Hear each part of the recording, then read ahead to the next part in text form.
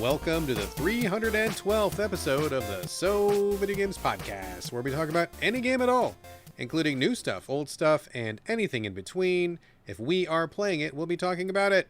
Today we are recording on November 28th, 2022. My name is Brad Galloway. I'm the editor of GameCritics.com, and I'm also 50% of this here show. With me is the man who took back his Sunday, Carlos Rodella. Oh, yeah, we're recording on a Monday, and I said, I'm doing nothing today. That's right. I'm like, hey, man, let's do a podcast. You're like, no, this Sunday is mine. I shall not share it. And then we didn't. We didn't do anything yesterday. We didn't, but I didn't say that. Yeah, that was pretty much what you said. I didn't say that. No, I did. I was like, Brad, just get the hell away from me. You know what? We've been doing too many episodes. I'm sick and tired of this podcast. Get the fuck out of my Sunday. And then I deleted your number. I hate recording. I hate the sound of my own voice. I hate this. This is over. Yeah, I hate this. I hate we're doing it right now. I even hate we're doing it on a Monday. I'm just kidding. Yeah, I don't know what. Just life happened on Sunday. Yeah. So now we're doing it on Monday, and we have some of a show to do. You know, it worked out, man, because even though we usually do record on a Sunday, yesterday was kind of a weird day for me as well, just life. I mean, it could have happened, I guess. We could have forced it, but I think you were not in the groove. I was kind of not in the groove. I had a couple things going on in, real life away from video game land and stuff, and I know you were doing some stuff, so, it's probably fine that we're recording on a Monday, and, change is good once in a while, so we're going to just make it happen. People are like, we don't care. We're just listening to it now, and we have no idea when you recorded it anyhow. So just talk about video games. And someone is listening to this in 2037 being like, I don't care what day it was. That was decades ago. Wow. So. Do you think they are? That's kind of flattering. I mean, if civilization still exists. All right. We'll see. All right, folks. Boy, today's going to be a weird one, so buckle in. I don't know what's going to happen, and I don't think Carlos does either. Shoot. I guess let's do some housekeeping, folks. As y'all know, Carlos and I share a virtual living space divided down the middle with a strip of duct tape. That is right. It is housekeeping. Carlos, what you got this week, sir? First off, I want to mention that a buddy of mine, Jeff, who I haven't seen for a while, high school buddy, and also college, not pre-college, actually. We went to Hampton Beach and would work summers in this beach and stuff. That sounds fancy. Is that like rich people's place, Hampton Beach? Oh, it sounds fancy. It's not. It was just like a regular a strip. You have one strip, and it's got all the hotels on it, and it's got hot dog on a stick, and it's got arcade games and stuff. It was really fun. Oh man, hot dog on a stick. I missed that place, bro. Now I'm hungry for a hot dog on a stick. Shit. I don't know if they even had an actual hot dog on the stick, but it was like hot dogs and what's it called? When you deep fry those things, the cakes, the funnel cakes and stuff. Funnel cakes and stuff. Yeah, that's a good place. They're out of business as far as I know, man. I'm sad. Oh, well, let's call this episode Hot Dog on a Stick. Maybe they'll come back. Maybe so. No, but my buddy Jeff, who I haven't seen for a while, we started talking online again, and he had me join him on a video game stream multiplayer thing. Really? What game were you guys playing? So we played Generation Zero. Ugh, gross. No, hold up. Just hold up is why I'm bringing it up. All right. So I had played that just one player, just single player campaign. Yeah. And it was okay. It was kind of buggy and stuff like that. It was a small team, and I had an okay time with it. But what was really fun, and what I don't ever do, is multiplayer game. Yeah, pretty rare. So, Jeff says, let's do it. I'm going to do it. So we do it, and it was fun, and it just felt like fighting robots together in the middle of nowhere was very fun. So I feel like that game should get a second look for people who want to play multiplayer stuff. I don't know. It was kind of fun. Interesting. I played that when it dropped. I mean, it's been at least a couple years out now. I feel like it's been a couple years, right? It has, but you played, just like me, single player campaign, right? Yeah, I was going to say, I mean, I'm sure as is the case with any game these days, I mean, the time to play it is at least 6 months or a year afterwards. And if it's been a couple years, I'm sure they probably tweaked it, rebalanced it, patched it to hell. It's probably a whole brand new game these days, but I played it when it dropped, and I was like, ugh, this is just the pits, dude. I played it solo, and I was like, I don't even want to find anybody to play this with me because I thought it was really boring. But, it's probably, I mean, just to be fair to the developers and to be fair about how games work these days, it's probably way, way better than it was back then. Well, I'm going to say this. This is actually why I think I kind of really ultimately brought it up, because again, I don't do this much, which is multiplayer game, and you do it with Fortnite, I know. But I think that lots of times we're like critical about a game on the show. We forget the multiplayer angle sometimes. We don't really talk about it much at all, actually. Sure. And I mean, it was like my buddy I haven't seen for a while, right? So B, it was like 3 or 4 of us. So we get to like, shit talk and just have fun. And it's just almost like a game gets like another grade or score like for multiplayer. Oh, yeah. You know? This is a phenomenon, dude. I've already documented this Yeah. whole thing. Had a scientific process. Like I'm sure we must have talked about this at some point, but just as a refresher, my personal stand on this, and if anybody disagrees, I mean, please feel free to email me or hit me up on Twitter or whatever. But like my personal philosophy on this, and let me know what you think, Carlos, is that multiplayer makes anything more fun. It could be anything as long as you've got a good buddy, somebody you want to talk to, somebody you like to hang out with. That makes that game, like you said, like 1 degree more fun, right? And so for me, when I look at a game, I like to look at it single player first. And if there's something there, some little spark, some sizzle, maybe it's not quite there, but I kind of see what they're going for. I'll jump in with a buddy and then, okay, that's cool. That's kind of fun. But if I'm playing it, I'm like, oh, this is just like so boring. There's nothing interesting here. I don't like what's going on. If it needs multiplayer in order to be a fun experience, to me, that's a problem. I feel like maybe you've got a problem in design, because it may not be the perfect experience, because I get some games like need people to go, right? For example, one of my favorite games of all time, Helldivers, that game absolutely is like one of the best multiplayer games I've ever played with 4 people. I love it. But in contrast with Helldivers, even playing by myself, I could see what the fun was. I'm like, I get it. I see what's going on, but I need more people. That's different than I'm playing this game. I'm having 0 fucking fun, but God, I wish I had a beer and 3 friends. That would make this game fun. Yeah. That's a bad game. You know what I'm saying? Yeah, no, I agree. I think I'm saying like for this game in particular too, like I think it's an okay 1-player game, but it just, became more fun because we're all just having, a fun time. For sure. So, and also it's like, fighting robots in a kind of post-apocalyptic thing is always fun. So, anywho, brought it up real quick. So anybody who's doing multiplayer, just check out Generation Zero again. You might have some fun. Yeah, and to be fair, like I said, it's probably way better now than it was back then. I want to be fair to everybody, so I'm sure it's a different experience now. So check it out. What else? Mario movie is going to be under 90 minutes. Do we care? That's a good thing. Yeah, I think so too. Yeah, that's excellent. I'm glad. 90 minutes for me. Man, I've been watching more movies lately, and I got to say, it's really rare when I hit a 2-hour movie and I feel like they really earned it. Like most of the time I'm like, okay, they could have lost 20 minutes here.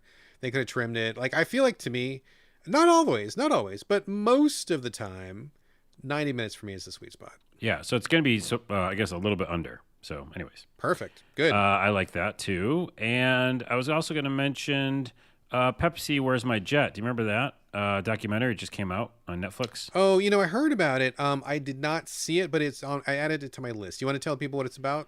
Well, it's kind of in the Before You Go section usually because it's a show. But I'm bringing it up because, and maybe I'll bring it back up at the end of the show. But it is a documentary about in the 90s, there was kind of a commercial for Pepsi points, and that was a big thing. People collected Pepsi points, and you could win things like, or put things towards a jacket or something, use the Pepsi points. But then at the end of the commercial, they said you can win a Harrier jet for 7 million points. And obviously they were joking, but they didn't put a disclaimer. So this kid basically worked his butt off to get those points to get the jet. Yes. That's the documentary. But I bring it up in housekeeping because while they were going through kind of like a history of that time period, and we both lived through it, the 90s was really ridiculous commercials, like over-the-top commercials, trying to, buy for your attention, stuff like that. And this was exactly a perfect example of that, like a huge, jet you could win or something. Yeah. Anyway, so I saw a commercial today for PlayStation, and it just called Play, and it says, Where Will Play Take You? And I watched it because it's on YouTube, and I was like, what are you saying? I don't think that said anything.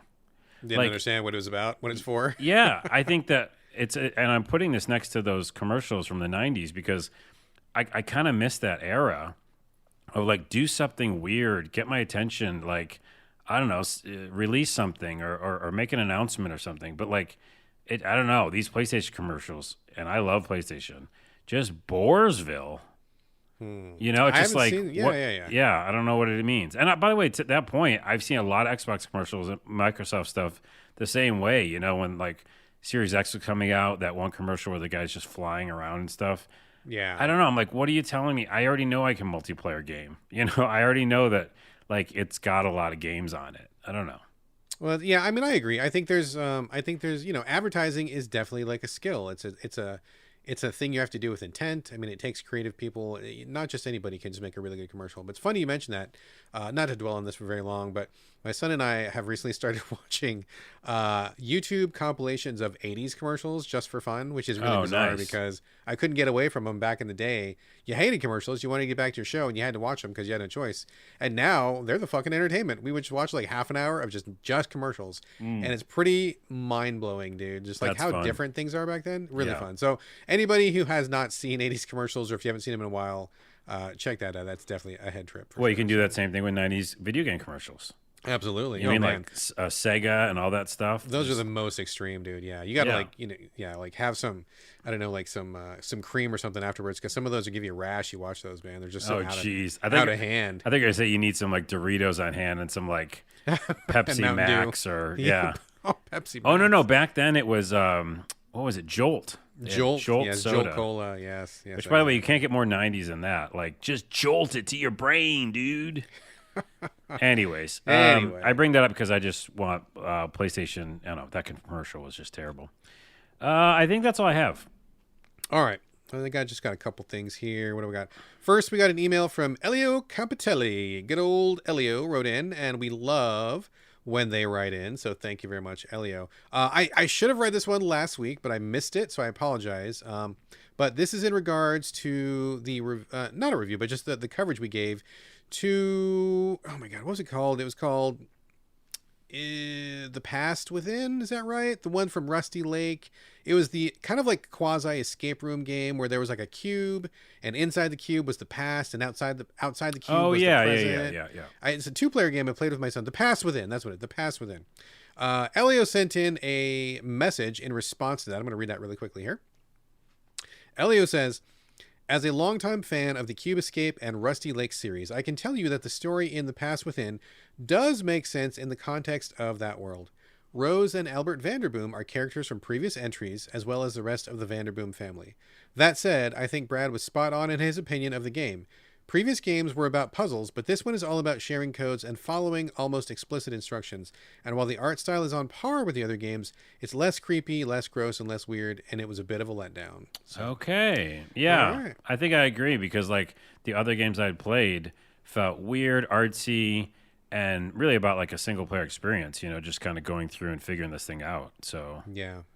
So, All right.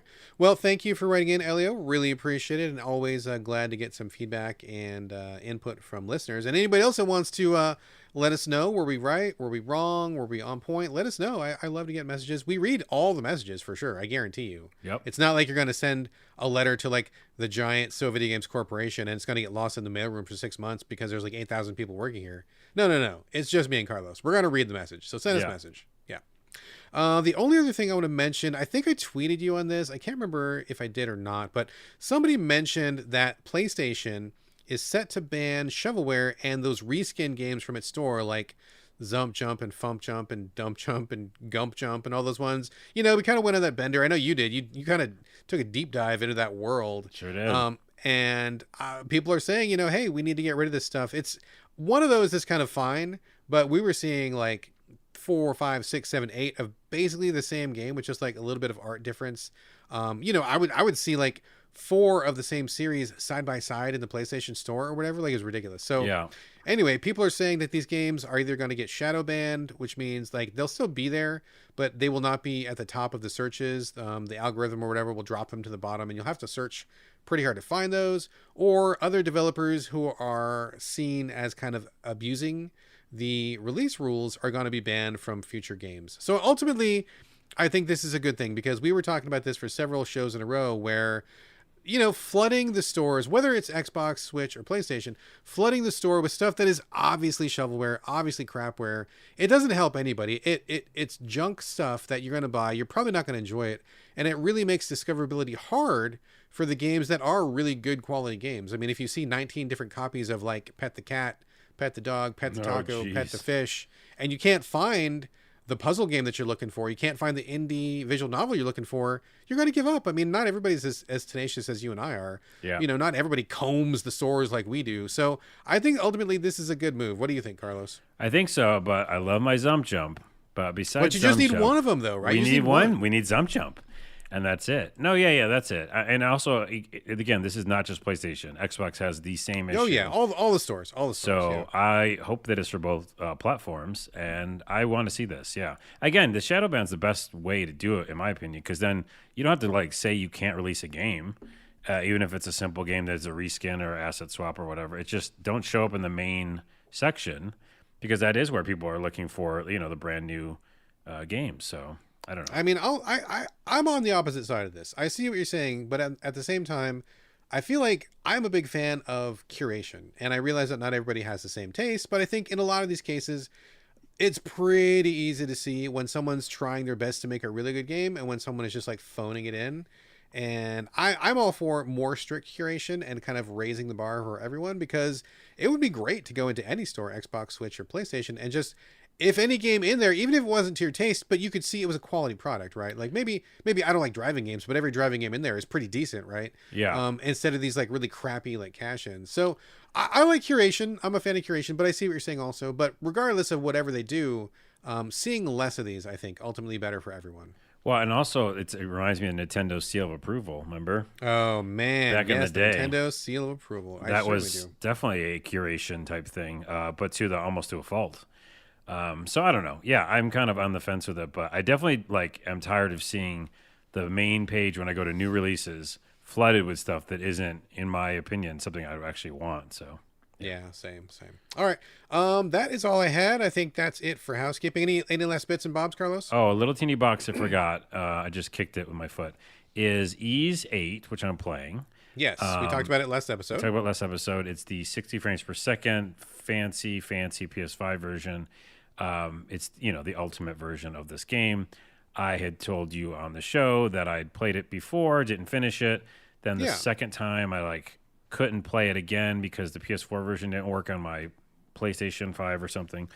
Anywho, I started playing it, and I think I said last episode that I got back to the point where I originally was last time, right? In the game. I think so, yes, that sounds correct. Well, I was wrong, because I kept going, and that was about 10 hours in. I kept going, 18 hours in, 20 hours in, and I was remembering all of it. Oh, really? Yes. And so I'm finally thinking I'm at the point where I was back to, but that's sad, because that means I played 70% of this game. I was just going to say, were you like 2 hours away from the end or something when you quit? It might be something like that now, because every time I do something, I go wait a minute, I've been to this dungeon. Oh, and man. yeah, so some big, huge plot twist just happened. I don't think I remember that plot twist. So I think I'm at the point now, maybe 20 hours in, and I think I know the 10 hours at least to go. But anyways, I just thought I'd bring that up because, man, oh man, I've got to finish this game now. I mean, you got to, because now you've basically played it twice, and you haven't even played it credit twice. once. So you Yeah. owe it to yourself. You got to finish, man. Yeah. You got to finish. All right, folks. We are done with housekeeping. Let's move on to the main content of the show. Got a whole bunch of stuff lined up for you here, Carlos. Let's keep it going with you, sir. Liking that energy you bring in. We're going to just stay on here for a minute. Edengate, Edge of Life. I think you mentioned this last episode as a game that you were kind of putting off playing because it kind of touched on real life a little bit too much, and I think you were finally getting around to it. Is this that game, or am I remembering wrong? That is, and the fact that it's kind of you can tell that some sort of virus or something happened, and you're waking up in a hospital trying to figure out what's going on. Okay, I don't know anything other than what you just briefly said. So, is this like a first-person story game? I don't know anything about this. Give me the. It's just like third-person mystery adventure game. So you're a third-person woman running around hospital to start. Then she gets out into the actual city, which is all destroyed, and you're trying to figure out what the hell happened. Okay. And it probably has to do with a virus, and so that's the part that's close to home. But by the way, this game is super short. I think it's I want to say 2 hours at the max. Oh, snap. That's really short. Yeah, and I didn't realize that. I think I'm near the ending, but so I won't say anything too much about the spoiler stuff. But yeah, I mean, it's serviceable. And I know that sounds terrible sometimes. it doesn't sound like the best, but yeah, you play as a woman named Mia, and she wakes up in a hospital, and it's third person, walking around a hospital trying to figure out puzzles, trying to figure out what's going on. I think the biggest problem I have is that you can't really run fast, and I always hate that in a game Yeah. because you can hit the in quotes run button, but you're kind of lightly jogging, and it's just frustrating because you want to like go and see stuff. One of the first puzzles, and before I could even get out of the hospital, I couldn't figure out, and I had to look it up, and that bothered me. Please tell me it was how to detach your IV. It wasn't. That would have taken Ah, man, that would have been the funny. very beginning. No, there's things that are cool and things that are interesting. It makes you go like, what? What's really happening? Where are all the people? Because by the way, there's no people. Sure. And it's just, I think it's a good experience. I usually like these kind of experiences that are like a few hours at least or something, and just figure it out and then get to the ending. I'm fine with that. But for some reason, it just doesn't seem like all the pieces come together well enough for me to be like super recommend. Is there combat in this, or is it just kind of like you find journal pages, or like how do they tell the story in this? Yeah, I mean, I don't remember a lot of journal pages. You find stuff, and again, I don't want to spoil it, but there's other things that happen, and maybe you're not alone.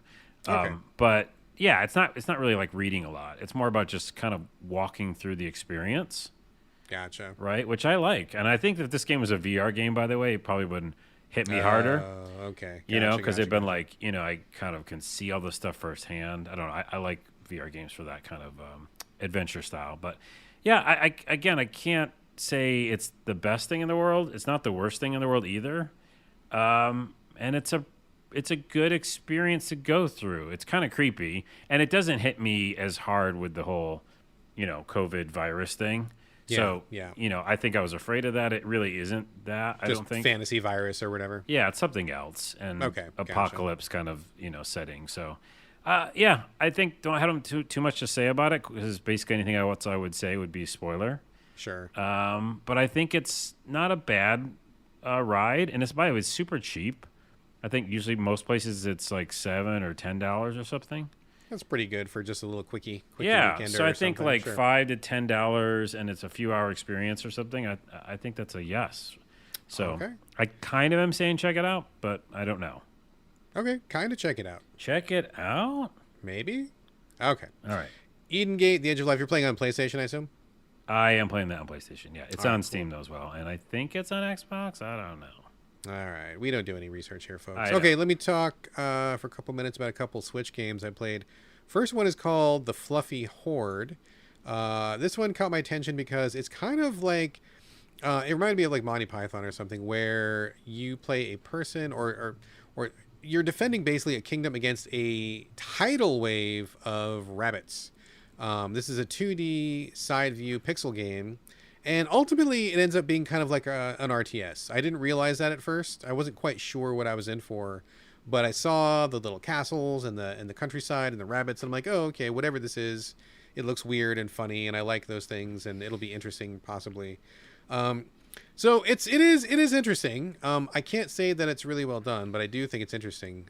Basically, you look at these levels, castles, drawbridges, grass, fields, hills, that kind of thing, and you kind of have like an RTS, like God mode view, where you're not really a character. You're just like this. You're the cursor, right? Like you move soldiers around, and then you'll see these bunnies coming in from the left side or the right side, and you got to figure out how to defend them. You have like knights. You have people who are dressed up like carrots, and they are bait. They kind of like distract the rabbits. You can use those to guide them around. Sometimes you're doing escort missions. Sometimes you're just destroying a bunch of rabbits. It's interesting, and I kind of like it sort of, but basically it ends up being more of a puzzle game than I was thinking it was going to be, and that's kind of where I got sour on it. Because for me, you need to really explain yourself, especially if you're going to do a puzzle game, because the player has to understand what their options are.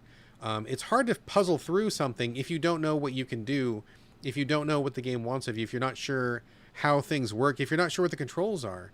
I feel like this game does a really poor tutorial, and I got stuck pretty early on, and I had to go to YouTube really quickly, which is always like a big no-no for me. Like if I have to go to YouTube or like GameFAQs or something, like in the first 20 minutes, first half hour of play, I feel like you gotta go back to the drawing board on that one. Yeah. And it turns out I just didn't understand how the controls worked. The tutorial didn't quite properly explain that to me, so I wasn't sure how to move units around. It's like you had a bunch of knights, and I needed them to move as a group, and I couldn't figure that out. There was mention of it in the tooltips, but it didn't explain how to do it. They were just like, yeah, select all your units. And I'm like, yeah, cool, bro, but how? Like, I don't know how.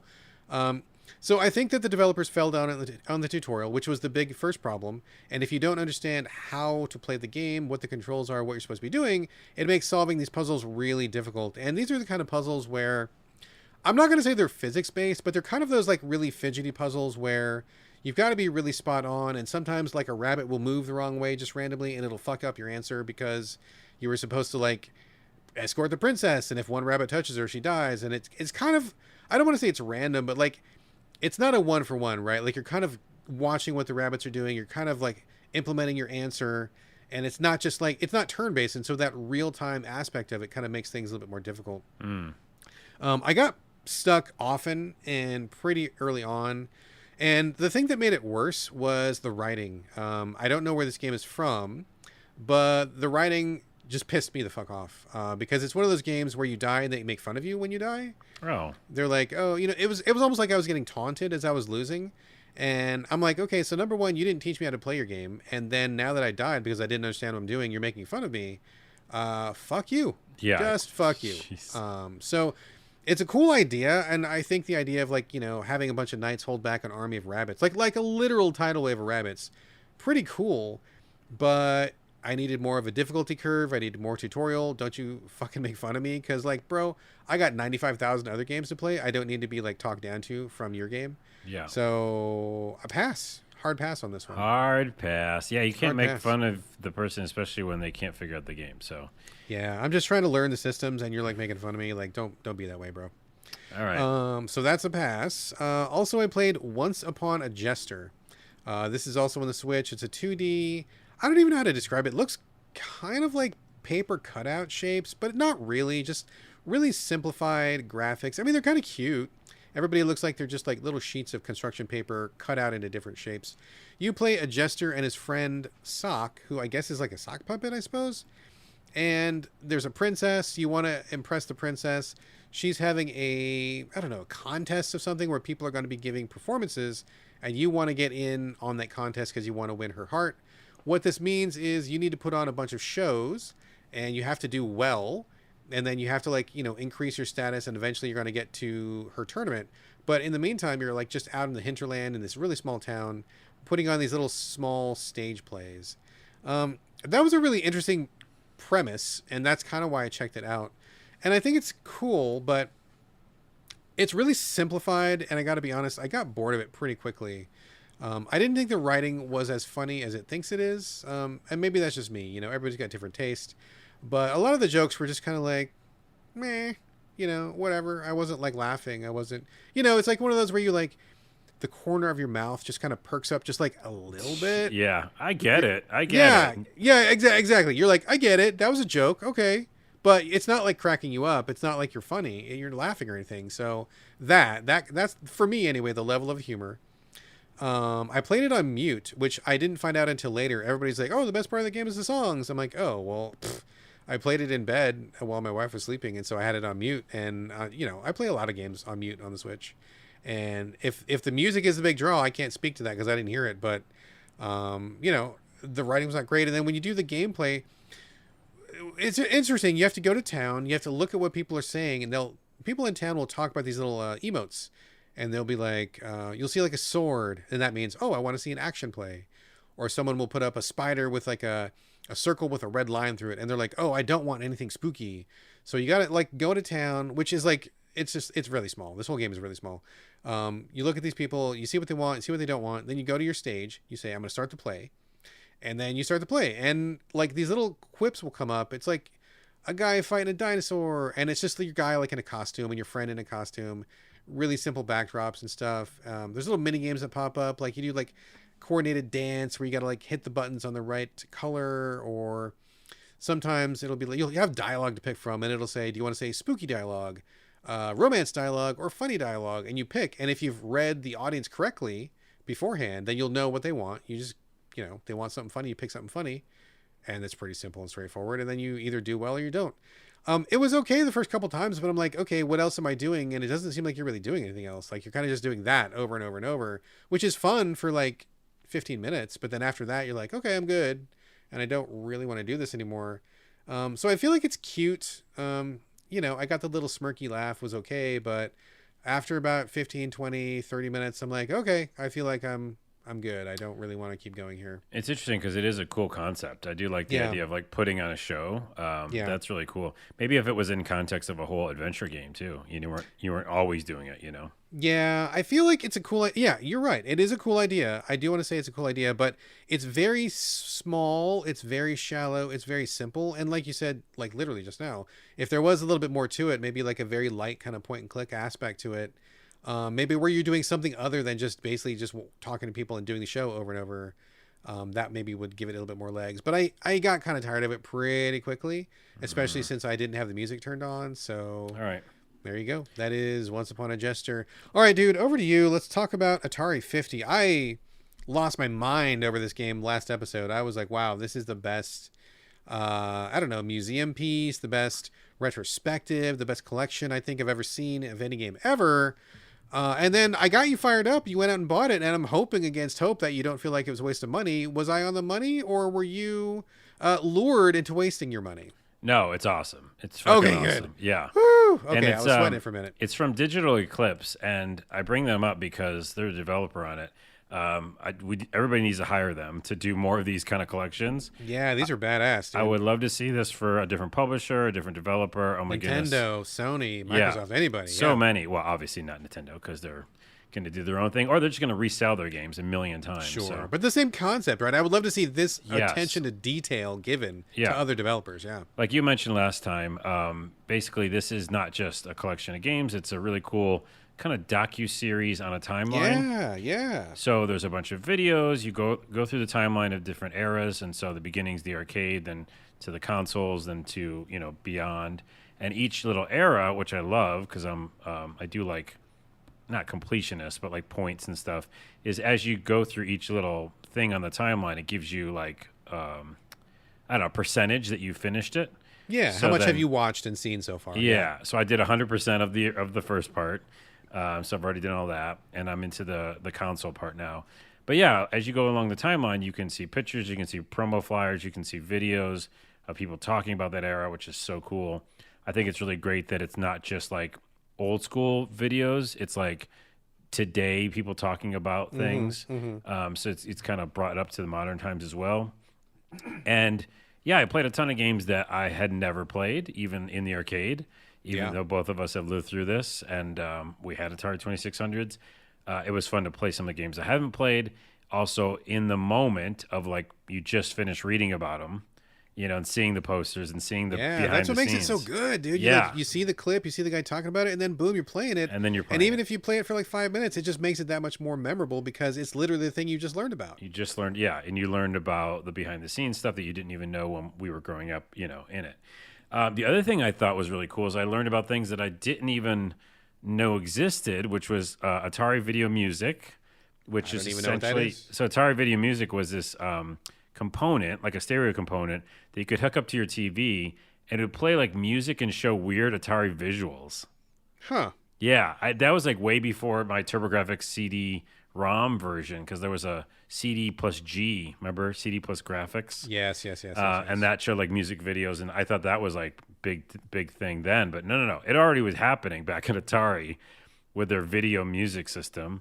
And then also the Cosmos holographic handheld. I didn't even know what that was either. That was a handheld, like, again, this is before anything like Game Boy, right? And it had holograms in it. So not only was it a handheld with like little digital graphics, but it actually had like actual holograms above it. So fucking cool. So many really cool things that never came out. You get to see, again, like I played all these old games. I brought back all these memories. And then they had the Atari Jaguar in there. A lot of people haven't played the Jaguar ever, and probably for good reason. It's not a great system. Yeah, I think I played it for like 5 minutes when a friend had one, and I'm like, I don't need to buy this. Yeah, well, no, I basically got to play, some of them in Atari 50, and yeah, wow, dodged a bullet there. I was Right. I was gonna buy like that at a retro gaming conference once, Yeah. but man, every game was bad. Like every game was bad. Yeah, that's true. Did you try the Ninja Golf? I played it just for laughs. I thought it was so funny. Yeah, yeah. Oh, it's awful. Yeah. And again, they had Atari Lynx stuff as well, but Yep. I can't speak highly enough of it. I think that this is a thing to show the industry, to show publishers, developers. This is something beautiful, and also, like we always talk about, it's something that archives Yeah. this memory and these Absolutely. games. Yes. Yes. So sir. we're always fighting about how do we do this, especially with games like going offline because they're not, digitally signed in or some bullshit. This game, I know, is a digital game, but it'd be nice if you got a box copy of this, which I think they do sell. But yeah, like this is like a perfect museum, of games. Oh yeah, dude. I would love to see. I mean, this is like the bar has been set, right? This is the thing that everybody else has to beat now because this is the best. And I feel like this quality is so high. I mean, it is a museum piece. It is like a digital museum piece, interactive. I mean, this is the new standard. So I would love every developer, Capcom doing something like this would be fantastic. And I know the Capcom's put out a bunch of stuff, but like to add all the other stuff that makes it good, right? Or like Nintendo or Sony or anybody, like just this kind of thing. Especially with the eye towards archiving. Like I want to hear from the developers. I want to see those ads. I want to see all the supporting stuff that they got in there. I don't just want the games. I mean, the games are great, but there was a world and a context and a time outside of those games, and seeing the big picture just gives so much more spice to the whole thing. Yeah. And I'll also say this, Digital Eclipse did an awesome job with some of those reimaginings of games because I didn't know they were going to be in there. But I don't know how many of you played, but like there's one that mixes Breakout with Lunar Lander with like another game, I think Tempest or something, and it puts them all in one game. Is that one of the ones you have to unlock, or is that one of the ones that was already open? No, it was open. I don't know how. I don't know. There's like 100 games. I kind of just jumped around. I probably just missed it. Oh, I went in order. So as you go in order, though, you're learning about Breakout and you're learning about Lunar Lander. And so then right after that, they show you the one they remade. It's essentially like, kind of reimagining those games. So cool. So cool. So couldn't speak highly enough of this game. Fucking amazing collection of games. And yeah, now that I'm saying it out loud, a box copy probably is the best version. Because if it doesn't have to check the internet, then you can really, have an archival thing of it. Yeah. Love Good it. Stuff. Love it. Good stuff. Check Yeah, I it loved out. it too. Amazing. Amazing stuff. Check that out for sure. Okay. Let's see. All right. Let me talk for a minute about Orbital Bullet. Played this on the Switch. Big week for the Switch for me. So this is a 2D platforming / shooter where you are in a world shaped like a cylinder. So imagine a cylinder. You are looking at the side of the cylinder, like a glass, a drinking glass or something. I thought you were going to say, like a cylinder. Like a cylinder, That like a funny. cylinder. Yeah. And you're a guy running on the outer edge of the cylinder. So you're going like around the edge, right? You cannot go through. And the whole world like rotates. So it's just kind of like a big loop, basically. You play a little space dude. There's some story. I was like, whatever. The story doesn't matter. You're just running around, and there's little platforms. There's enemies, and it's a roguelike. There's some progression. There's weapons and stuff. But the hook to this is that because it's a cylinder, when you shoot to the right, if you don't hit somebody, there's a chance the bullet's going to go all the way around the cylinder and hit you in the back. So you got to be kind of, because it's like just like a big circle. Like if you have this giant laser and you fire it off and you miss, you end up shooting yourself in the back because you miss your target and the laser continues around the circle. You know what I'm saying? You're your own friendly fire. Yeah, exactly. So that concept intrigued me. I was like, okay, that seems interesting. And I watched a couple videos. That was fine. But I started playing and I noped out like really, really quickly. I think the UI needs some work. It's a very drab kind of PC focused, just really dull UI that needs a lot of work. But beyond that, I feel like there are a lot of inconsistencies in design, and I just feel like the concept just didn't come together for me. It feels like you're managing kind of a lot, like you're jumping. You're like, for example, okay, I'm like totally fucking this up. I apologize, folks. So how the world is set up, it's not just one cylinder. There's like cylinders, there's floors of cylinders, there's bridges that go to other cylinders, and sometimes you got to go back, and sometimes the boss is in one, and then you got to go to this other one first and come back. It just feels like I never really got into a flow. Like I was kind of like, okay, so I got to get to the next floor, get up to that floor, and sometimes you just hit a button to go up to the next floor. Sometimes you got to jump up to the next floor, and then sometimes the boss is in a different cylinder. You got to look for a bridge. You got to find a switch, switch the flip. Switch the Flip is the name of the episode. That's a good name right there. Yep. And then you go to this other cylinder, you shoot somebody, then you get back. It just felt like I just was futzing with the whole thing like too much. Like I just wanted to kind of blow through it and get into a good flow state and just shoot some stuff and get the reflexes going, let the adrenaline start going. But it was always like, where am I going? I'm not sure where I'm going. Oh, I gotta go back. Okay, where's the switch? Where's the thing? Oh, okay, I'm up. Oh, I'm down. Where's the map? And it just was like just fiddly, just constant fiddly, right? Like I never got into like the zone. I felt like I was managing a lot. Also, I feel like for a game of this kind, visibility was a big problem. And if you're gonna have a little platformy shooter, you have to be able to see clearly. Like it's so key to the experience. So for example, your character is kind of dark. You're in dark areas, and so sometimes it just wasn't really well lit. And sometimes stuff would just like obstruct the screen. Like there'd be like moss hanging from the upper level, and it would block. Like you would go behind the moss and you couldn't see what was back there. Or sometimes an enemy would obstruct things. Like just the way that the level was laid out, I'm like, man, if this is a cylinder, just make it really clear. Let me see what's going on. There was a lot of visibility issues, like more than I was comfortable with. And I took a lot of hits where I'm like, okay, I just didn't see what was happening. Or I lost my guy for a second there. And it's like, it's a cool idea. It's a cool idea. It reminds me of some other games I've played that also use the cylinder concept. But I think for something like this, you want the flow. You want the fast action. You want to be able to see what's going on all the time, and you don't want to futz with it. Like, you just want to just get in and go. And this game just felt like you were managing too much, and it was just too fiddly. And just every time I started getting into a groove, I just would stop. Something would happen, and something would, like, just, wrong place. Oh, I got to go back. And, I couldn't see that thing. Oh, whatever. Like, it just never came together for me, man. It just never came together. So... Well, don't check that one out then, I guess. Yeah, not a big fan of that one. Also going to talk for a minute about Norco here. Have you played Norco at all? So we can talk about it together, although I'm just realizing this whole episode is kind of a Debbie Downer. Besides Atari 50, foreshadowing, yes, I also played Norco. Okay, so, okay. I was recommended this by John from over at Gaming in the Wild. Love John. Love his podcast. Everybody go listen to Gaming in the Wild after you're done with this show. And John's taste and mine overlap, like, not always, but like a pretty fair amount, pretty healthy amount. Yeah. So when he is recommending something, I always pay attention. And this is on Game Pass, best place to play games, or at least the best place to play Norco for free. It's a place to play games. It is a place to play games. Gotta make this sure. I didn't know what it was about. I knew it was kind of like a semi post-apocalypse, and it was story based, and I really didn't know anything about it. So I checked it out on Game Pass, and what I'm going to say right now is I'm going to say I don't think that I am personally in the mental zone for this game right now. I didn't know what to expect, and once I got into it, I'm like, oh, I had no expectations, and yet it's still not what I expected. So that doesn't make any sense, but hopefully you understand what I'm saying. Well, I'm kind of in the same boat. Okay. So basically, it's a point-and-click adventure, which didn't have all the niceties that I like. For example, I like seeing all the hotspots on a screen.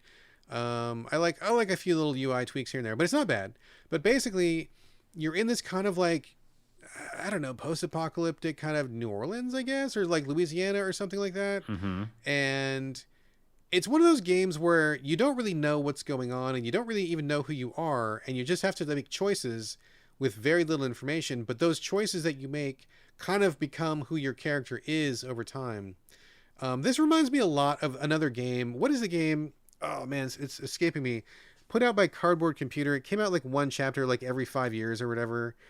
And it was really well received. Oh, it's going to kill me. I can't remember the name of it. I'll look it up.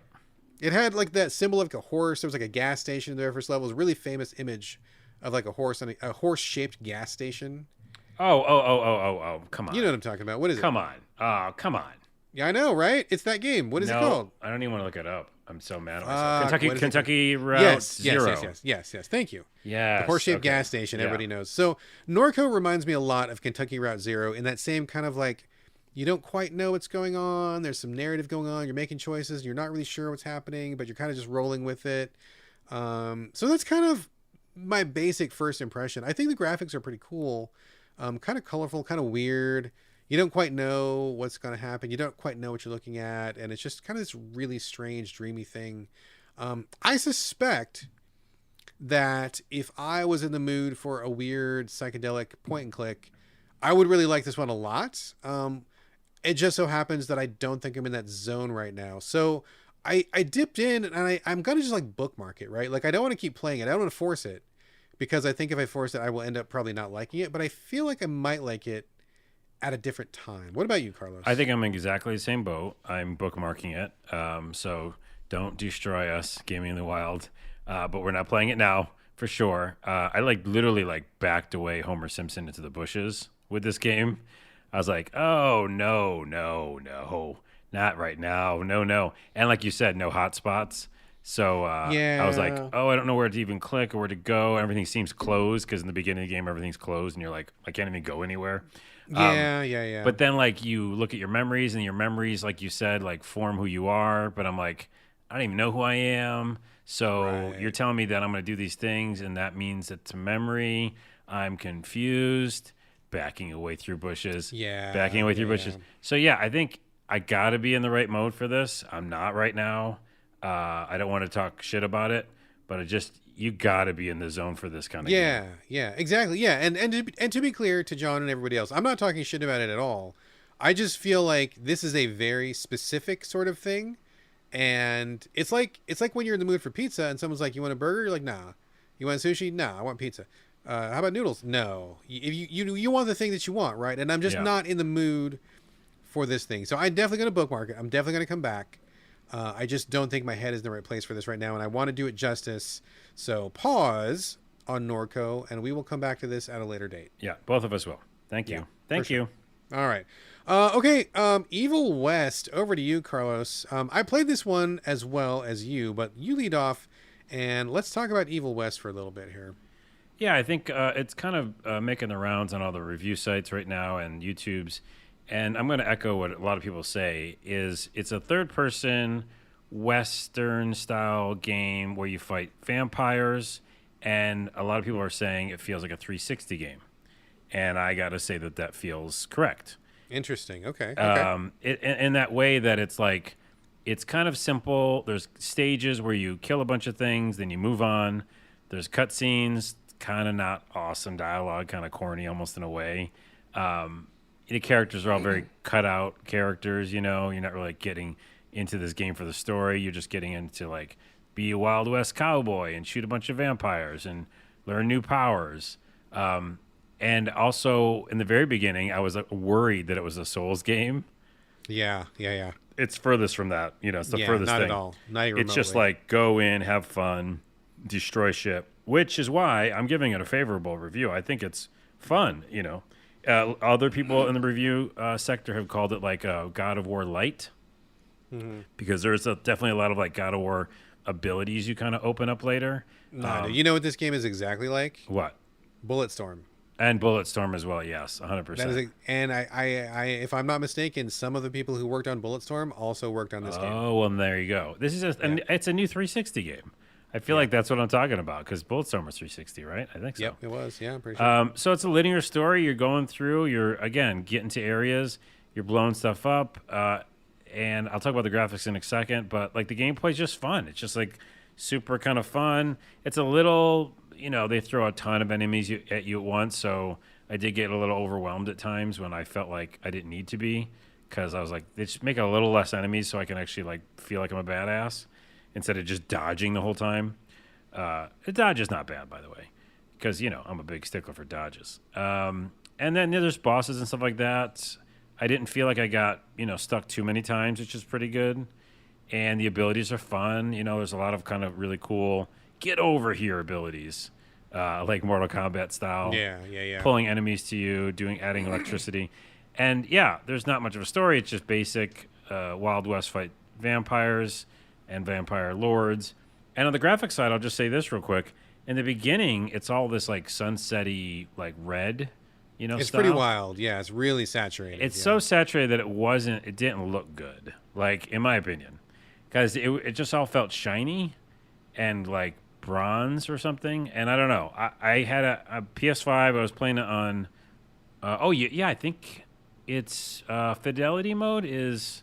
What's the graphic mode? Performance mode and then fidelity or something, right? Fidelity. Yeah, I think I was on performance mode because I wanted the faster frame rate. I went to the fanciest graphics. I just wanted to try 30 frames per second or whatever. Which, by the way, didn't really ruin the gameplay too much, which is I was shocked by. Yeah. But in general, those graphics just felt old school. Like they didn't feel new, and like all the shiny colors and stuff like that were just kind of annoying to me. So, and I'll say one thing though, we both tweeted out, I think, like the same picture. I really did like some of the environments because they looked really spooky, and I think the thing that we tweeted out was like this pyramid that looked like Control, the game Control. So I don't know. It's a mixed bag. It's just, in my opinion, a lot of fun. Also, I've been watching 1899, or I just finished it. So like, it was a Wild Wild West. So there's a little bit of crossover there. And I think it's okay. I think it's okay and kind of fun. I'm gonna yes, and we're gonna Yes, and this okay. one. So right. I got a code for this as well. Thank you to the publishers for sending 2 codes. That's great. Okay, so this to me feels. I mean, it didn't occur to me that it was a 360 game, but now that you're saying it, I'm like, yes, I can totally see that. It feels like a very discrete and divided kind of experience.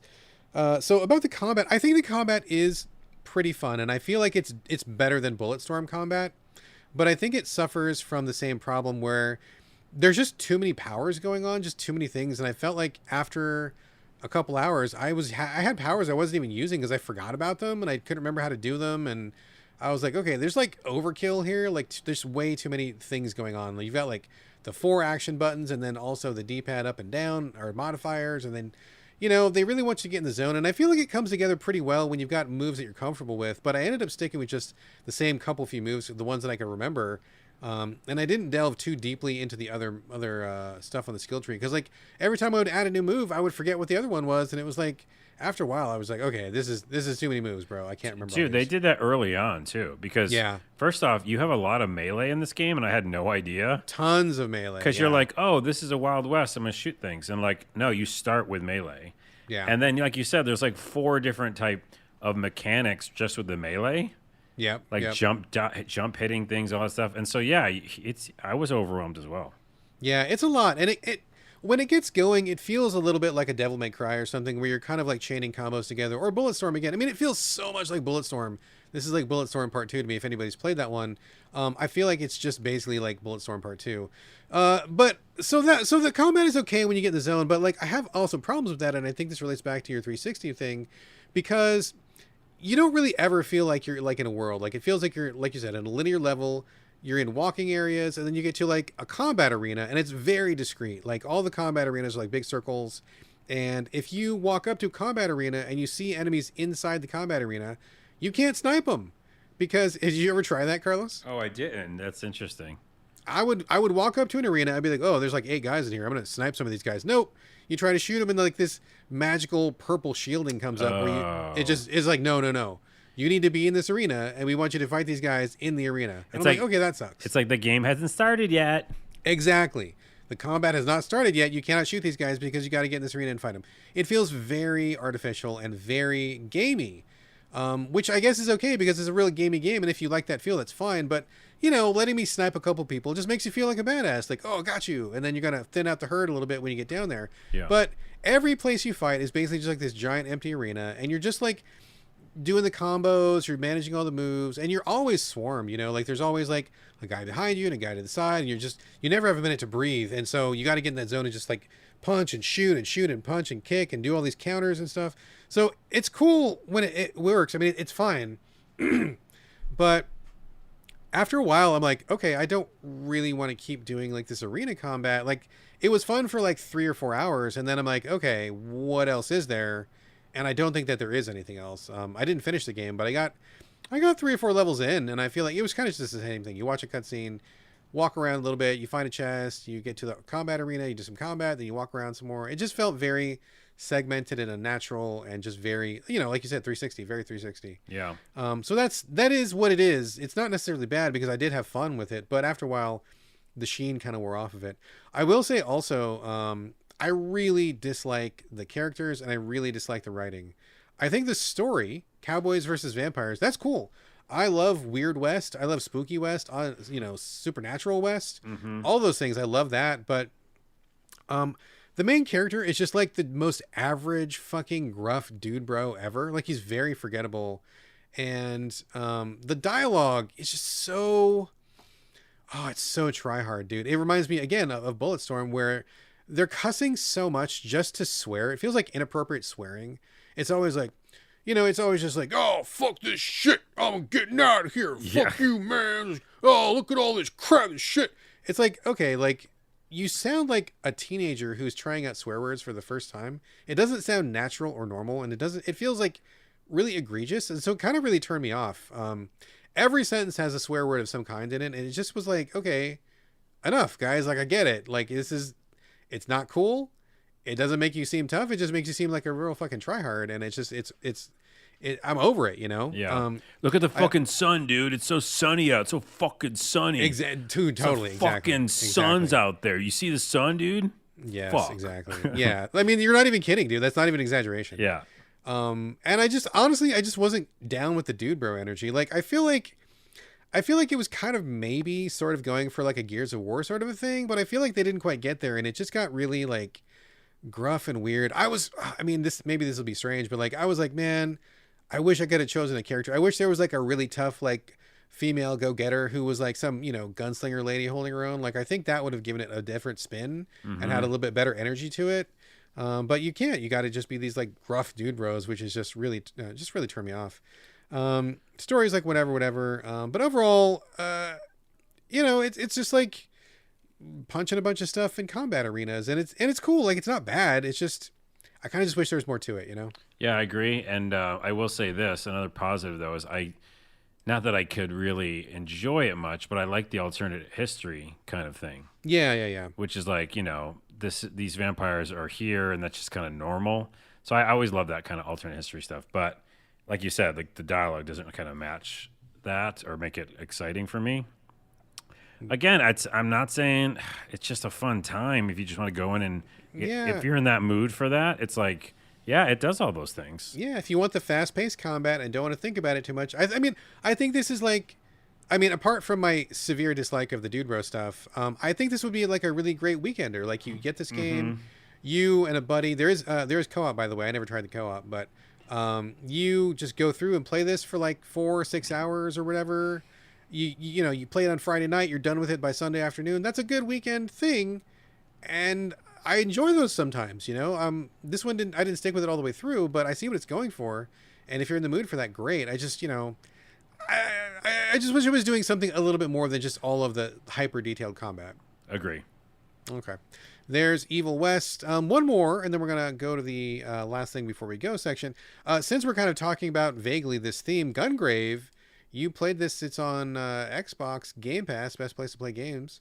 I didn't realize it was on Game Pass until I went there, and I texted you right away. I'm like, oh, dude, that game, it's there. Go check it out. Yeah. So Gungrave, what is the full title of it? Do you know? No. I don't either. And we're not going to do it. We're not going to look it up. Who cares? Go ahead. Gungrave on Game Pass. Yes. Yeah, but because I do want to look up one thing, though, because Gungrave is an anime, and I know I played a game in the past for some system. It was on PlayStation 2. PlayStation 2. Okay. And I think I remember it being kind of fun. Again, different time, different era. Yes. Because, oops, I'm playing the YouTube video and it just got really loud. So back then, again, similar to the 360, but this is PS2 era, if something has like amazing shooting and third person and it's like over the top, we had never seen that before. That was good enough back then. Yeah, it absolutely was. What? Yes. Okay, I can't believe this. So this is like so where Evil West is trying to do, I mean, they're not trying, but they're accomplishing a 360 type game. This is like going back and saying, let's do a PS2 game. Because it feels almost identical. Really? And that maybe is not a good thing. And the fact that like It's arcadey, which again, if you're in the mood for that, maybe that's fine. Yeah. But it does remind me of the first PS2 game. I'm watching some video of it right now, and it looks identical. Really? Yeah, like, so I can't even say if that's a positive or negative. If you love that old school PS2 game, which I think I remember liking it. I had a good time back then. I mean, I Yeah. thought it was great, but I don't know that I would want to play it now. But back then, I sure did. Right, which is, you're this like super, again, gruff dude. I don't know what his history is or backstory, but he's carrying this huge thing in his back, which seems really heavy and unnecessary. It's like a coffin, isn't it? Is it coffin? Yeah, coffin, or like I think the one in this game is a little bit different, but yeah, it's supposed to be like some sort of coffin. And then you have guns, and so you're doing shooting, but then you can swing that thing for melee, which in the new version, it's Gungrave G.O.R.E. It did not feel fun. Like swinging it felt terrible to me. Oh no. Okay. Because you can like swing and hit like missiles back at the people, but I kept just dying by doing that.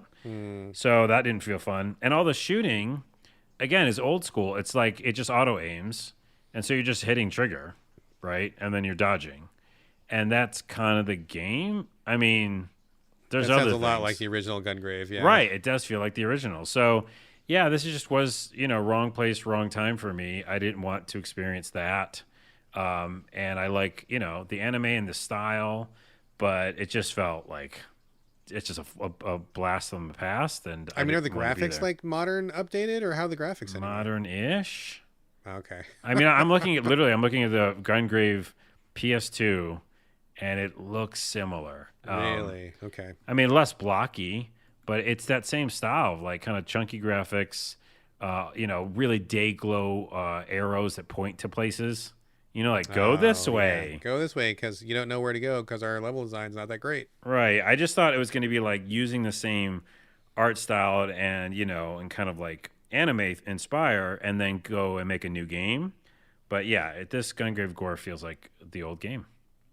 Okay. Well, I guess if you never played the original Gungrave, here's your chance. There you go. That's what I meant to say. There you go. That's my Positive review. spin. There you go. Oh, okay. Oh. All right. Yeah, man, boy, we kind of blew through those in record time. That's all the games we have for the main content. And actually, we had a pretty fair number there. So And we had a pretty fair number of not awesome ones, unfortunately. yeah, unfortunately, it's a bad week for that. So oh well. I guess that's it for the show. But before we go, this is where we talk about stuff that's not necessarily game related. I got a couple things actually, and they're all TV related. Carlos, what do you got? Well, I want to follow up from last week, and this is really important. 1899, which we talked about. Okay, wait, no. Oh. Hold on to it because I finished it. Okay. Let's do a quickie spoiler that'll section, be but at let's the save end. it for the very end. Well, 'cause no, I that's- want to say something about it that's not about the actual go ahead. show. Go ahead. Because we brought this up last episode, which was that there's a graphic novel called Black Silence, and there's this woman by the name of Mary Cagnan, and she said that a bunch of 1899 was plagiarizing her Oh work. yeah, the lady who said they stole her work. Yeah, Yeah. we talked about it last week. So Daniel Green on YouTube kind of did a deep dive on this, and it's kind of what I said last time. There's some similarities, but it's just they didn't see it. Like I went through and I looked at each piece of it. The people who worked on 1899 was Baron Odar and Jonte. I forgot her last name, but like they made Dark, right? Dark is fucking amazing. I'm finally starting that, and we'll talk about that in a minute. But they're great writers. They create worlds. They're like amazing. They don't need a crutch. You know what I mean? And the Black Pyramids, a different multicultural crew. Some of the similarities I saw, that's cool. Like that, it does happen. But it's not, in my opinion, it has nothing to do with plagiarizing. 1899 is a world that they created with different true through lines of like what they wanted to do with the whole story, and I just think that there isn't anything there, in my opinion. Okay, so cool. I didn't dig into it at all. I just saw that little mention, so I'm glad that you did some investigation. So yeah, that's good. I just want to do that, and again, thanks to Daniel Green on YouTube, he kind of went through it all. Again, things are going to happen as you create things, and there's going to be a crossover, but there's a lot of stuff that it's 1899 is its own thing. Well, let's put a pin in that for now because I did finish 1899. I really wanted to talk with you about it, but you say anything about that show, it's like a complete spoiler. So would you be interested in doing a quick spoiler at the end of the show? Yeah, we'll do that real quick at the end. Okay, so 1899, we're going to do that after we close out because it's going to be mega spoilery. So if you want to hear our thoughts with No Holds Barred on $18.99 currently on Netflix. Listen until after we close the show. But in the meantime, we got other stuff to talk about. Carlos, what else you got? Well, just to finish up the show point, different shows I'm watching. Dark, like I said, I'm started, and that's the same writers, director. What is the brief synopsis? I've heard of it, but I don't know anything about it. That's one where you don't want any synopsis. Can't say anything. Just Okay. like 1899.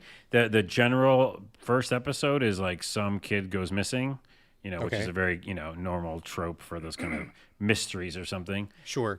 It's German, so I'm actually, because I did do 1899 in the original languages, I'm Same. doing subtitles as well. So that's what I'm doing. Yeah, so it's just a mystery. Kid goes missing. It's a family. There's a bunch of families. There's a bunch of kids.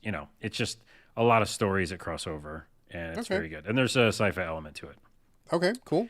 And then I'm watching, or I finished Wednesday, which is on Netflix. Okay, great. Yeah, you Yeah. want to give us a quick rundown on that one? Yeah, just in general, it's like rebooting Wednesday from the Addams Family with Jenna Ortez. I want to say here's her name. I don't know. I'm sorry. She's amazing, and the whole cast is amazing, and I just love it. Tim Burton directed it.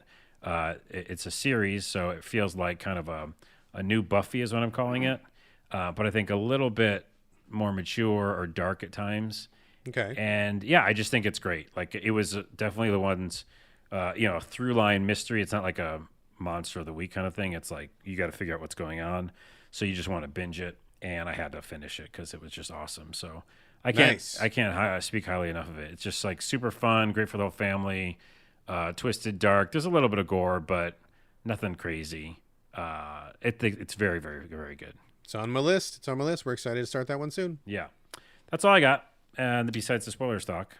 All right, we'll get to 1899 in a second, but before that, I do want to talk about another Netflix show that my wife and I have been binging. We're just about to finish it tonight. Only one episode left. Warrior Nun, season 2. Have you seen Warrior Nun? I saw the first half of the first season, and for some reason I noped out of that show, but I'm not sure why.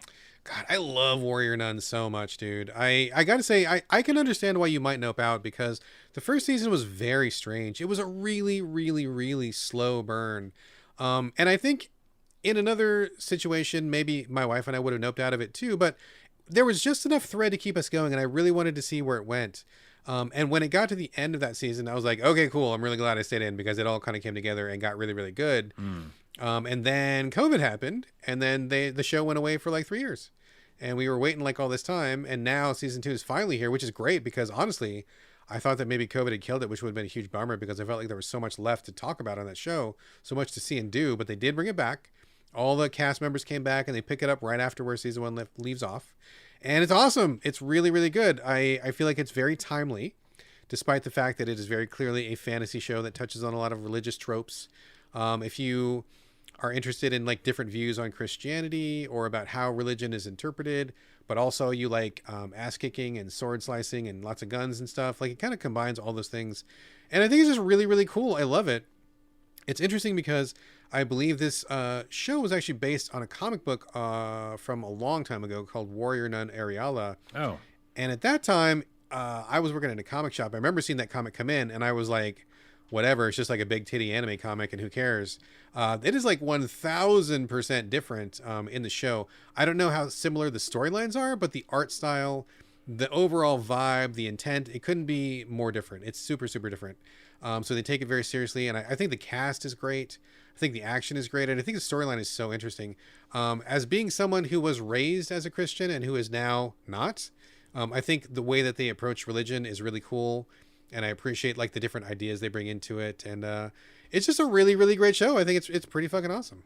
I'll check it out. Again, like you said, it is a slow burn that first season. Really slow burn, dude. So, Super slow burn, yeah. But now that I finished Wednesday and I finished a couple of things, maybe I can check it out. Check it out. The other thing I want to mention is kind of random. Switched at Birth from the 90s. Did you ever see that show, Switched at Birth? I don't know. That's an old take. Switched at Birth. Who is it? So I can't even tell you who's in it, but it's from back in the day, and not back in the day, but from the 90s, which is a minute ago. But basically, it was a TV drama that was about two families, and what happened was their babies got switched in the hospital. Oh. And then the kids grew up until they were about, 16, 17, something like that. And then one of them takes a DNA test and finds out that there's no way she can be from her parents. And that leads them on a quick discovery. And then they find the other baby who was switched. And so it's about two families who realize they have both had daughters that are not their own. But on top of that, one of the daughters is actually deaf. And so there is a deaf element, ASL, sign language, which I do a lot of stuff with in my non-games time. So I was curious about this. And also I have a couple friends who are on that show, and I've never seen it, and I felt bad that I've never seen their work, so I wanted to check it out. And it's really interesting. I think it's a very 90s show. I mean, I'm going to recommend it if you like, Party of Five or like 90210 or something. Like Yeah. it's very much in that same vibe, right? But I think the thing that's really interesting, number one, I think it's really educational about deafness. And if you don't know a lot about deafness or about how the deaf community looks at itself in relation to the hearing community, it's pretty educational. I think a lot of the stuff they get on the show is right, and I think that's cool. But also, my wife was doing some digging on this, and it turns out this show was based on a real life situation that happened, which blew my fucking mind, dude.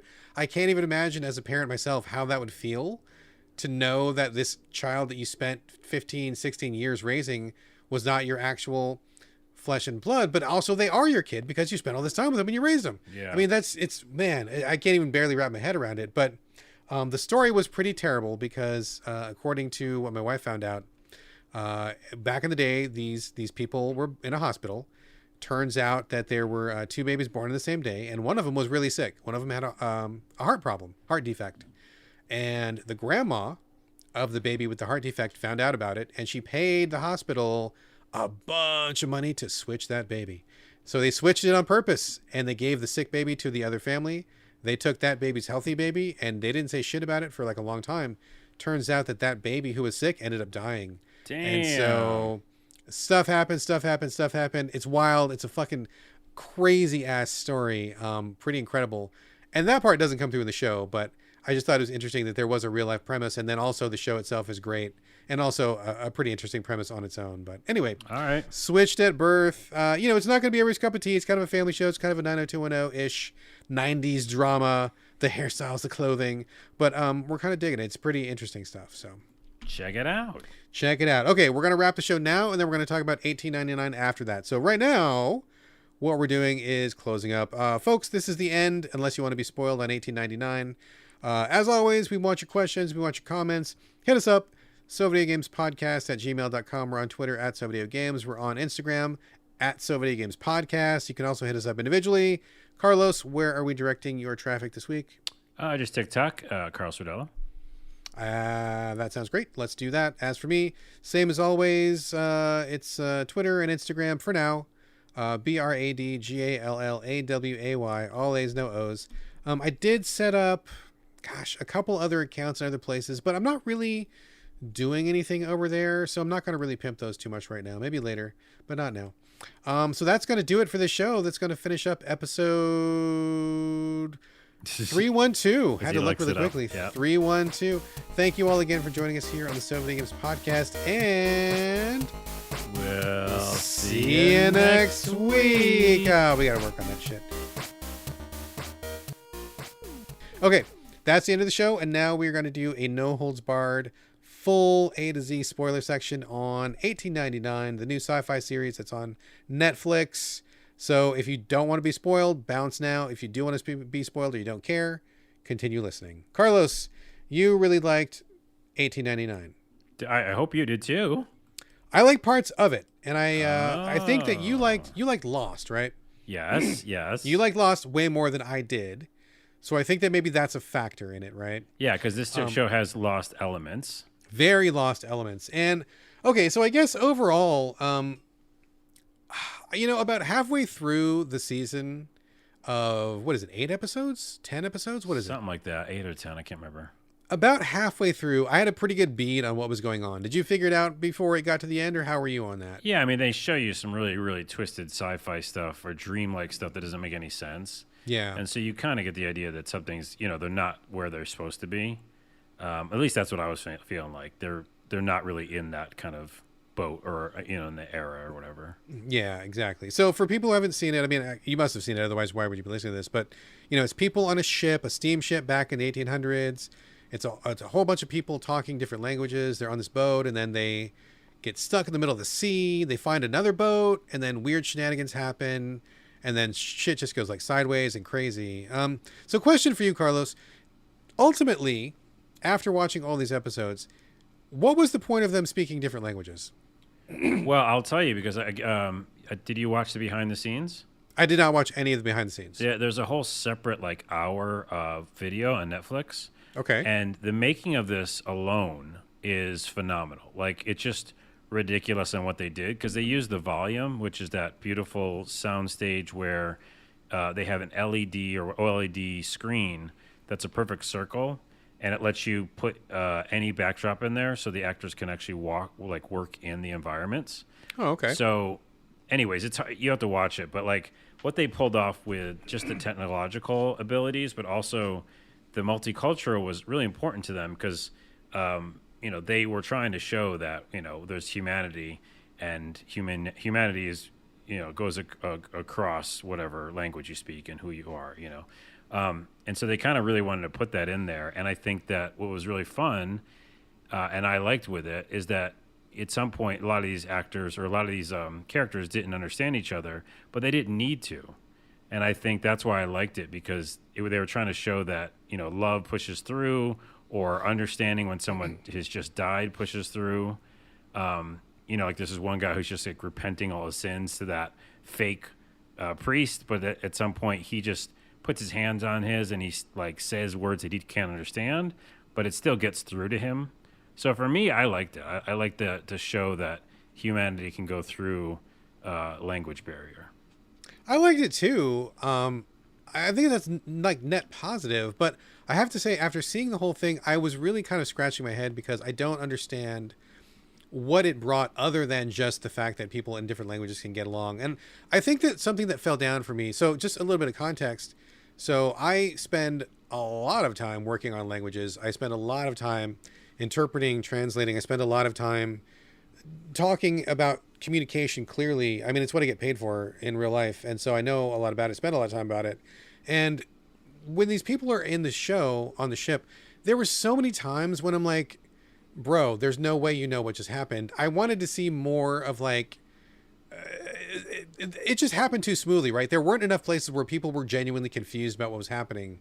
And being someone who works in this field and does it every day, I'm like, okay, we're glossing over this. This is too painless.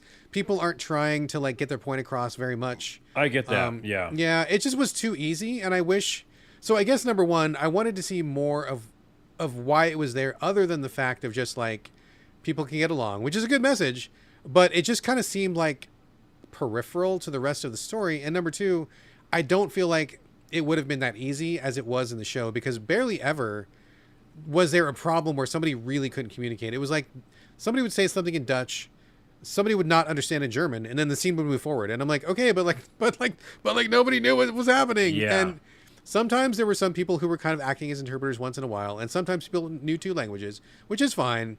But it just was, as someone who communicates professionally for a living, I'm like, okay, this was way too easy and way too smooth. And I guess I just don't see what the real value of it was, especially when we get to the final episode. I'm like, okay, I don't understand why we did that. Well, in the final episode, to talk to that really quickly, I will say that I agree with you that immediately it becomes almost like not real, because you're kind like, of a non-issue, yeah. Well, no, but I mean, to your point of like people should have been mad more about not understanding Yes. each other. Yes. And yes. what I really wanted, because this is a spoiler cast, is about episode 4 or 5, because I think it was like 8 episodes, for them to just start understanding each other. Yes. That and would have been they kind of perfect. did. It was so smooth No. and painless. I almost thought they were. I mean, Right. they didn't, but it felt like this is going so smoothly and quickly. It almost feels like they understand each other. What I'm saying even though is, they didn't, yeah. because what they all are actually in, which we'll get to in 2 seconds, Sure. is that like they all should have just started speaking English. Yes. That's what I wanted to see happen, because then we go like, oh, okay, we know they all understand each other, and why they'd be like, why am I speaking English? Well, I never been able to do this, and it's Right. because they can in real life or something. But here's the ending: is that they're all in a simulation. And I actually like that quite a bit, especially the fact that Oh, I knew you would, spaceship, dude. As soon as I yes. saw them, like, oh, Carlos's jam right here, yo. I love it, but also I loved it because you still haven't seen the brother. There's still a mystery. I like that they were on a spaceship, But the other reason they didn't all speak English is because they're all in those pods. Our cast, our Lost cast, like in Lost, and so they are all still speak their language, right? They don't speak English, I don't think. I mean, so I guess that was, I mean, so there's many unanswered questions, right? Like they didn't solve everything. There's clearly going to be a season 2. So I get that they need to have some mysteries left over, but from like, just like a pragmatic standpoint, I'm like, if all these people are in a spaceship, which was cool and fine, like why would they not speak the same language? Like what was the problem there? And also okay, so like even backing up, what is this simulation even about? Like, and they didn't answer this. I feel like we're probably going to get to that at some point. I hope there's a good answer for it. But in the show, it's revealed that the main character, what is her name? The lady, the main name? Oh my goodness, how do I not know it? And I just watched like 16 hours of show. Yeah, okay, whatever her name is, the main lady. She is the one who's behind the whole thing, kind of, because she creates a simulation because her child is terminally ill. And so they upload his consciousness into the simulation so they can continue talking to him and being friends with him and have him, quote unquote, alive in that sense. But like, I'm like, okay, so if this is what you created the simulation for, then why would you make yourself forget? Because that seems counterintuitive to you wanting to spend time with your kid. But then also, if that's not what it was about, if this simulation was created for something else, and then you uploaded your child into it by bastardizing the system for whatever reason, I don't understand. Like, they didn't explain enough to me to kind of make it make sense. And of course, I just said maybe we'll see something in season 2. But like, what is this simulation all about? Like, when they reveal the spaceship, I'm like, okay, was this maybe like a cold sleep thing? Like they want to keep your brain active for this like long journey across the stars, and so maybe them being on a ship was kind of like a fake way for the brain to process the body traveling through space. That might be okay. That might make some sense. But then why were people trapped in it? Like what the hell is even happening? And there's just like, I just felt like a lot of it was just too much was left unanswered for me, I think. Oh yeah. See, all those things that you just said, I like that we don't know. Like I don't think that they wanted to give that to you in this season. It's Mora, by the way. Her name's Mora, the main character. Okay, thank you. Yes. But yeah, and again, what you were thinking about, like one of the ideas was that she made this thing and put the kid in there. I don't think that's true either. I think it's basically the brother put her in there and put all those people in there, and then why because we don't know. That's kind of yes. it. Okay. So I'm okay with the mystery of it. And I like it. I don't know. I just fucking really, really like it. And so I'm on to Dark now. We're going to start Dark pretty soon. I think we're going to finish Warrior Nun. We do want to watch Wednesday and stuff, but Dark is on the list now. And I mean, I think 1899 was cool. But as someone who was not as big a fan of Lost as you were, I don't like a lot of like really big unanswered questions. And in this particular case, I'm totally okay if they deliver stuff in season 2. But I do at some point want some answers, right? Like I don't want this stuff to hang forever. I don't like it when things are not explained, especially when you set up such huge, strange structures, really bizarre things happening. And a lot of it, I was like, okay, but why is this happening? Why is this happening? If this is a simulation, what's the parallel? Why are we even doing this? I don't get it. Yeah. So I mean, I liked it, but I'm gonna hold my final judgment until season 2. But I hope that they get around to some of these things because it's a really tantalizing place to start. And I'm really, really hoping that they don't just do this stuff just because it's weird. I hope that there's a logic behind it. I hope so too, but also I'm not like beholden to that. I just really enjoyed my time with it. So I am mega beholden to that. I am super beholden to that. I need to know why. You're over beholden. All right, there you go. 1899. Check it out. All right, and that is the true end of the show. Thanks again for listening, and we'll catch you next week. True ending.